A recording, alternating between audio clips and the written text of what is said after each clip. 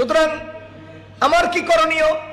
আমার করণীয় হলো, কোন অত্যাচারী, সন্ত্রাসী, চোর, ডাকাত, চাঁদাবাজ কোন নেতা হলে, সে জামাত ইসলামের নেতা হলেও আমি তাকে সাপোর্ট দেব না, সে ধানের শীষের নেতা হলেও আমি তাকে সাপোর্ট দেব না, সে রিক্সা মার্কার নেতা হলেও আমি তাকে সাপোর্ট দেব না, সে হাত পাখা মার্কার নেতা হলেও আমি তাকে সাপোর্ট দিতে পারি না, সে নিজের কপালে জিবরাইল আলাইহিস সালামের প্রতিনিধি দাবি করলেও আমি তাকে সাপোর্ট দিতে পারি না। কারণ আমার আল্লাহ আমাকে নীতি নির্ধারণ করে দিয়েছেন।